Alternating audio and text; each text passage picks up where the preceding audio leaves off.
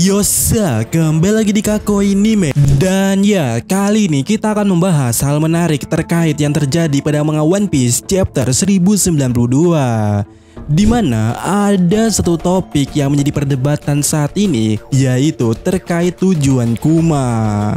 Yang mana sebenarnya topik mengenai tujuan Kuma ini sudah menjadi tanda tanya sejak Kuma melarikan diri daripada Pulau Kamabaka. Sebenarnya tempat apa yang dituju oleh Kuma? Min, bukannya jelas ya tujuan Kuma itu ke Redland Marijoa? Ya, itu benar, tapi sejak chapter 1092 itu tidaklah benar. Kenapa? Karena menurut penjaga Marijoa aja mereka sadar kalau Kuma ini sedang bergegas menuju ke suatu tempat. Nah, karena Kuma sudah berada di Marijoa tapi tetap ngebet pergi ke suatu tempat, itu artinya Marijoa bukanlah tujuannya.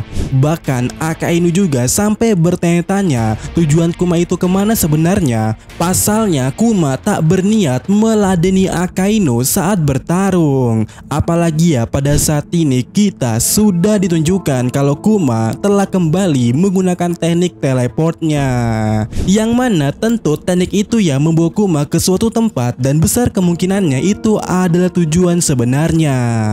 Nah, sekarang pertanyaannya adalah kemana tujuan Kuma itu? Dan menurut salah satu dari kalian mengatakan tujuan Kuma adalah Egghead. Yap, kalian benar, Pulau Egghead berada di dunia baru. Dan dari Kamabaka tentu saja harus melewati Redland.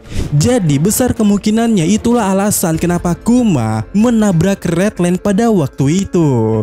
Karena teknik teleportnya itu terbang di ketinggian yang tak mampu melewati Redland, sehingga mau tidak mau Kuma tertabrak dinding Redland dan kemudiannya mau tidak mau pula memanjat Redland itu demi mendapatkan ketinggian untuk melewati Redland.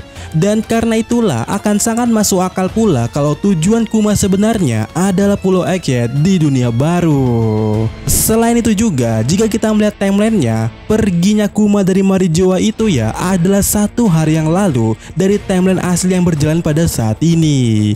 Yang mana Oda Sensei seperti sengaja membuat plot ini sehingga nantinya ketika Kuma berada di Egghead atau tiba di Pulau Egghead tidak ada plot hole, karena juga Kuma berangkat sudah 1 hari yang lalu dari Marijoa. Jadi nantinya yang menolong Bone, dimana kita tahu ya seorang Bone pada saat ini telah disepak oleh Kizaru keluar barrier atau penghalang, dan tentu saja itu akan jatuh dari sana. Yang mana sebelum Bone mendarat ke tanah ataupun ke laut nantinya, Bone besar kemungkinan akan ditolong oleh Kuma yang telah tiba di sana. Apalagi ya melihat Luffy muncul tanpa Bone itu memperbesar kemungkinan kalau seorang Kuma lah yang akan menolong Bone. Jadi apa yang menariknya? Yang menariknya adalah untuk saat ini ya komponen ini sangat potensial mendukung teori dari Goldie Roger terkait Luffy yang akan ke masa lalu. Dan benar pula, kalian benar, ini yang menjadi topik atau perdebatan pada saat ini di kalangan fans One Piece belakangan ini. Dimana ya dari teorinya Goldie Roger itu dikatakan bahwa Luffy akan ke masa lalu dengan beberapa bantuan, yaitu Bone dan Franky. Yang mana terkhususnya untuk Franky, dikatakan Franky akan mendapatkan buah iblis dari Kuma, yaitu Nikyu no Mi. Nah, semisal Kuma benaran menuju Egghead dan nantinya menolong Bone, tentu ini menjadi hal yang potensial. Dimana ya melihat kondisi Kuma yang seperti ini setelah Akainu menciptakan logo Apple di wajahnya, tentu saja situasi bisa saja terjadi di mana Kuma sampai di Egghead Kuma akan mokat atau semacamnya. Dan di momen itulah mungkin saja Nikyu no Mi akan diserahkan kepada Franky, yang kebetulan sendiri ya Franky ini sebelumnya satu tim dengan Bone dan berada di luar lab. Tapi gimana cara Kuma menyerahkan Nikyu no Mi-nya? Karena kita semua pasti tahu ya ketika user buah iblis mokat, buah iblisnya akan tumbuh random di tempat lain. Ya, itu benar sekali. Tapi perlu diingat, Kuma bukanlah manusia lagi. Dan beberapa belakangan chapter kali ini kita selalu ditegaskan oleh Oda Sensei bahwa Kuma merupakan senjata tempur. Sehingga bagaimana jika jika ternyata seorang Kuma ini esensinya sudah tidak lagi manusia, melainkan seorang atau sebuah senjata.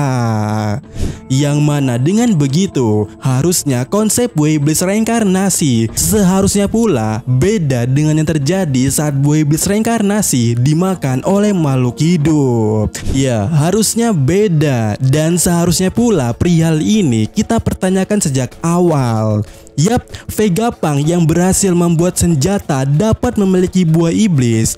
Bagaimana cara reinkarnasi suatu buah iblis dari senjata? Senjata kan benda mati ya jatuhnya, gak mungkin senjata mati.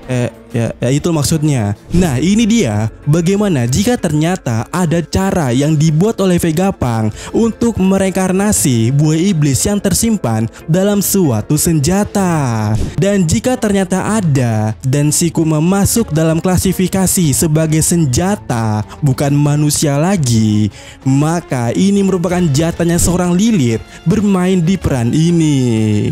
Ya, tak curigakah kita dengan Lilith? Kenapa dia sampai ikut sejauh ini kalau pada akhirnya Vega Force hancur sebelum misi selesai? Nah, bagaimana jika ternyata Lilith dipersiapkan oleh Oda Sensei ikut bersama Franky dan yang lainnya adalah untuk misi ini, yaitu Lilith akan mereinkarnasi buah iblis di tubuh Kuma dan nantinya akan dimakan oleh Franky. Sebab Franky pastinya akan sangat tersentuh hatinya melihat Kuma. Dimana jika ini semua benar, maka ke masa lalu bukanlah suatu yang mustahil. Ingat pada chapter sebelumnya aja, dengan modal buah iblis Nikyu no Mi, seseorang bisa ke masa lalu tapi tidak bisa berinteraksi. Nah, dengan kombinasi buah iblis Bone dan juga nikahnya Luffy, mungkin saja seseorang benar-benar bisa ke masa lalu plus bisa berinteraksi dengan masa lalu itu. Yang mana jika ini benar, maka teorinya Goldie Roger bisa menjadi nyata.